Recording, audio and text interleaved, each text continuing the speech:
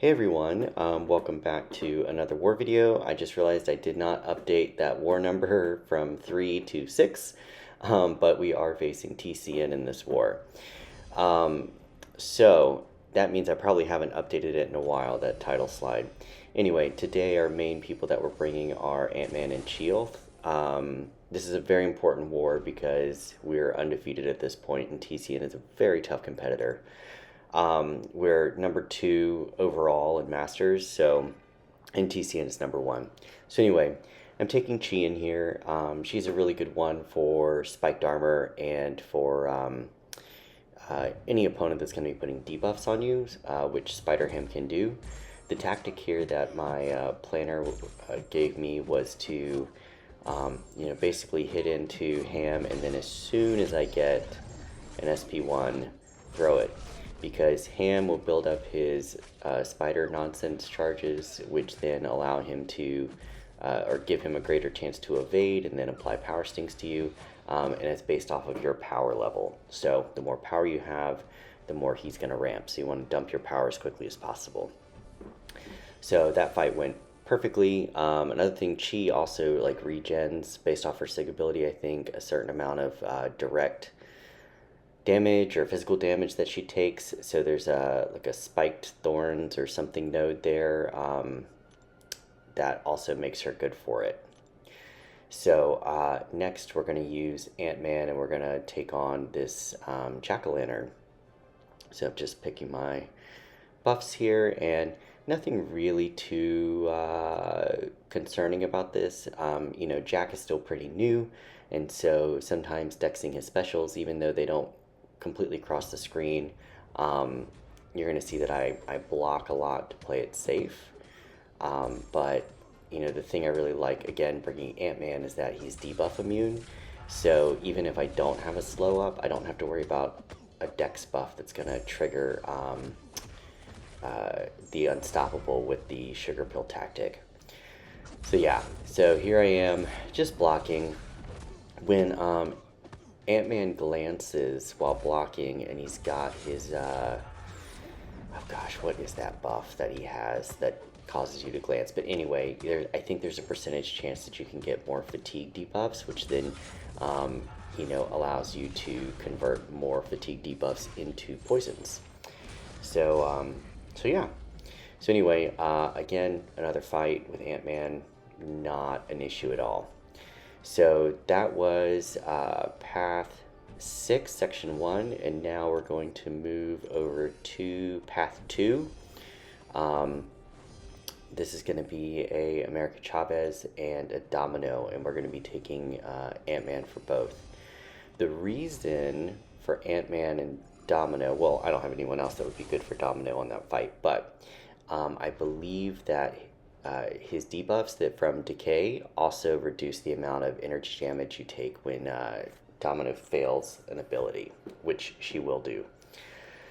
So anyway, Ant-Man being buff immune, and then also with the Decay tactic, I mean, just really shuts down Chavez completely. I know that it would almost be like a cardinal sin of war defense to not have a Chavez on the map, but she's so neutered with this tactic. Also, another thing real quick about TCN's defense, I believe each battle group had at least one rank 4 defender in there. So, this is a chunky alliance that we're fighting. I'm the only one in my alliance that has a rank 4, and it's not a defender, it's my guardian. So yeah, all right, so we've got 4 poisons up. They're ticking along there. This is a beefy Chavez. I did not take a look to see if any of my fights were against rank 4s. I'm curious. I might have to go back and take a look at that. So anyway, and I'm talking this quietly because I am on vacation. I just flew to Miami, and I'm going on a cruise, but I'm in a hotel, and it's all hardwood floors, and so I feel like my voice echoes a lot. So anyway, here's this Ant-Man. We're going to go against Domino. The thing that sucks with Ant-Man versus Domino is that she is going to fail some of my fatigue debuffs with my SP1. And like with most Dominoes that are on defense, she's going to trigger Lucky a whole lot, it seems. So she never triggers it when I'm playing her offensively. I mean, it just, and maybe it's all perception, but it just really seems like when she's on defense, she triggers it a lot. Something else that makes Ant-Man really good for this particular node here is that he's immune to shock, so the EMP modification is not an issue. So you can see she's even failing Withers from the node, yeah. So anyway, it's Domino. So we're gonna, I think I mess up and do I throw it into her evade? No, I don't. I think I maybe did that in a different war, and yeah, you can really run the risk of getting fucked up big time against her. So what do we have there? I think we've got 8 fatigues. These will not all convert into poisons. Yeah, which is unfortunate. I think I only get 3 poisons? 4. So I should have 8 poisons on her right now, but I've just got the 4. And yeah, a little disappointing. So anyway, we're just going to keep letting those poisons do their thing. And the way you refresh them is you bait a heavy and punish it. So you're going to see that I do that here. And we're able to refresh our poisons, which is good. And yeah, just going to let her die. All right. So then my last fight for this war is going to be Hazard Shift Jessica Jones, and I'm going to be taking in Sheoth. So originally, my team was not the team that I brought, and I was debating bringing Odin versus White Magneto, because I thought, hey, maybe I'll put an Odin on Sheoth for this fight, just in case a shock sticks to me, and then that way I have the reduced damage. But one of our planners said to just do the Wags. So I go ahead and give myself, I should give myself a Wags fight, or Wags pre-fight here. I'm going to switch over my boost to skill. If you haven't heard, they are nerfing the power pack boost.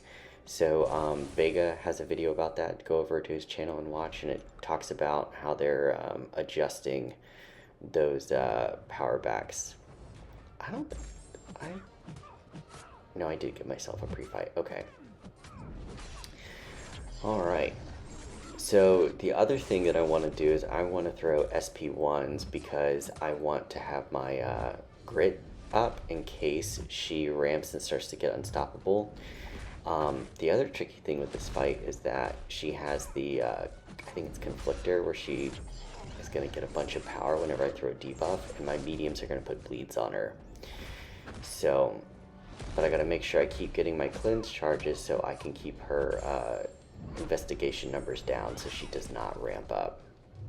Although if she did, I mean, the biggest worry would be that she gets a lot of resistance, so she would be a lot tankier, but my grit passive would really kind of negate her unstoppable. But anyway, yeah, this fight's just kind of slowly ticking down, again, because the Conflictor node is, you know, shrugging off a lot of my bleeds. Here I go for a heavy while I kill her, while the defensive node was still refreshing. But yeah, we lost that one. We lost it. We actually managed to have TCN die, I think it was 3 or 4 times against us, but we died 10 times, so that was unfortunate. So GG's to them. Again, they are a powerhouse alliance, which we are as well this season, but they are consistently a very, very, very strong alliance. So I'm happy I made it through Deathless, and yeah, so this will drop us down to 5th overall.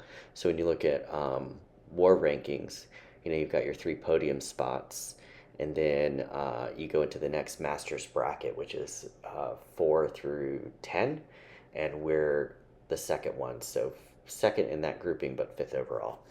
And war number 7 is currently underway, and yeah, I will post that video as soon as we finish it. All right, thanks so much. Bye.